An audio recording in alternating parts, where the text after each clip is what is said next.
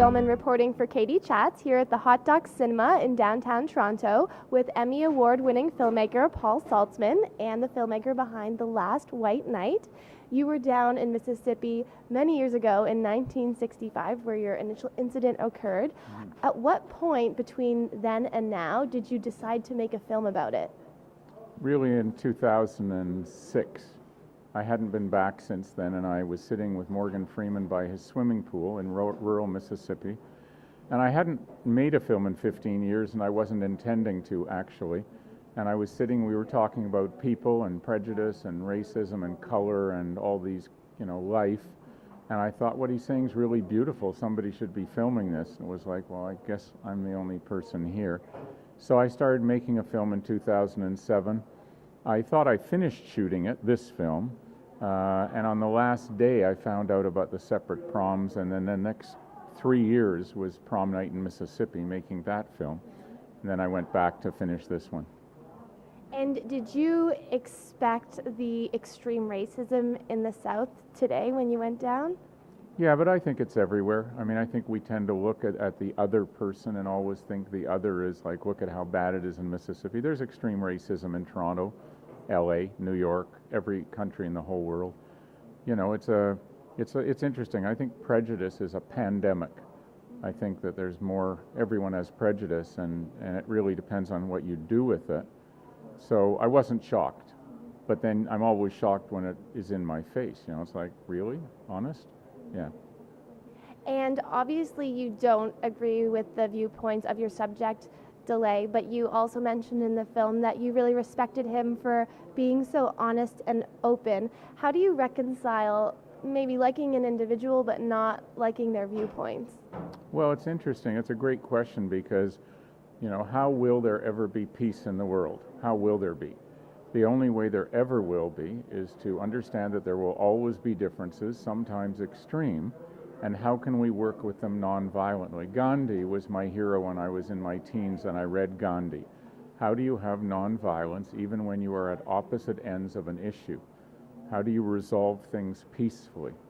So with DeLay, he and I agree that we disagree entirely on matters of race or politics or civil rights, but he respects that I wanted to talk to him. He respects that I was willing to listen to him. I respect that he had the courage to show up, 5 times over 5 years on camera and talk to me about his childhood and his feelings about people and his reactions. And this is one of the things that people say to me about the film.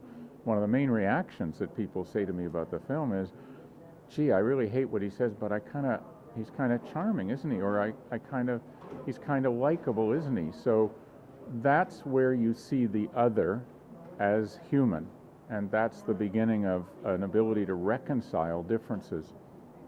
Has DeLay seen the film, and what was his response to it? I sent him the DVD. I waited about a week. I FedExed it. I waited about a week. I called him up and I said, so did you get it? Yes. Have you seen it? Yes, I've watched it 3 times. What do you think? I like it. I really like it. I said, cool. And that was the end of the discussion. I just wanted to know. We didn't need to talk more about that. How have you found the differences in audience reactions based on where you're screening the film? You're screening it here, obviously. Have you screened it in Mississippi, and or in other states, other locations, and what were the reactions? We've screened it once in Mississippi, and I actually leave tomorrow for the Atlanta Jewish Film Festival in Atlanta, Georgia. So that'll be a fascinating audience. It'll be an audience that's quite a bit Jewish and not Jewish. What'll be fascinating is that in the film, DeLay at one point says, out of the blue, we're sitting talking on camera, and out of the blue he says, well, the Jews are really the problem for all the problems we've had with integration and segregation. And I say to him calmly, I'm Jewish, don't you? And he says, oh, yes, I know you're Jewish, but that doesn't affect our friendship.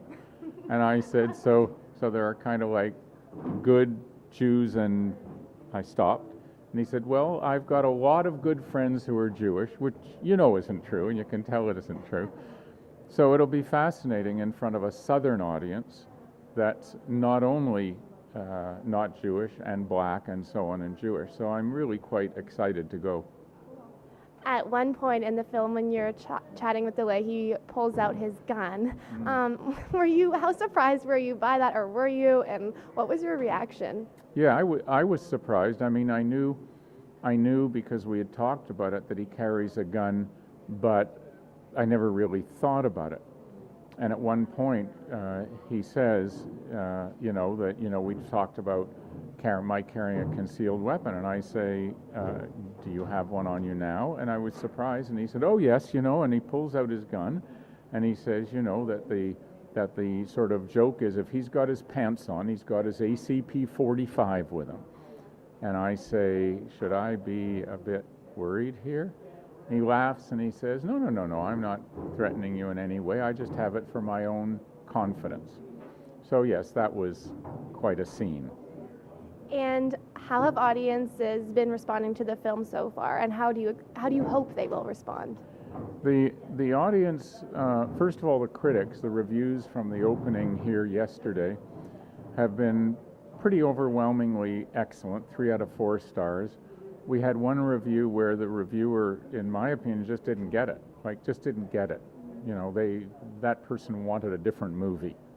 And you can't do anything about that. The audience response so far, both from festivals and from some test screenings, but now from the showings yesterday, has been just terrific. All I want, and the reason I made the film truly, is that people ask themselves, within themselves, about their own prejudices and maybe begin to move beyond prejudice by trying to see the other as not alien.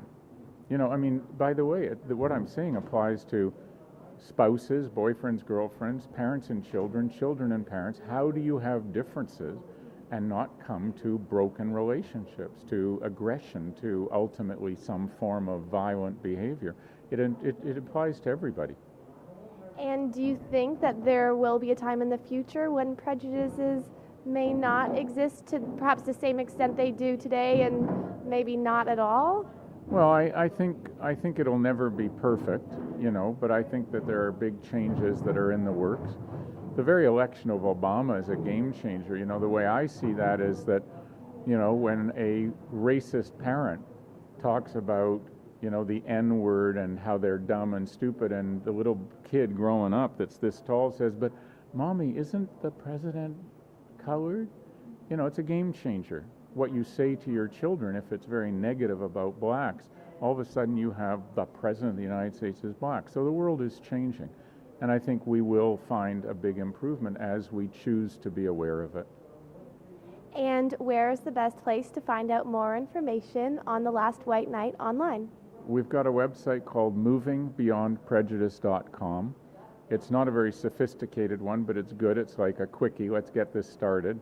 And you can access Prom Night in Mississippi's website through there, which is a sophisticated website. But you can find out more about the work we do in Moving Beyond Prejudice, and also about The Last White Night. Thank you so much, Paul. It was lovely chatting with you again. Congratulations and best of luck with the film. Thank you very much. Thank you. I'm Katie Uhlmann reporting for Katie Chats here at the BLOOR Hot Dog Cinema in downtown Toronto.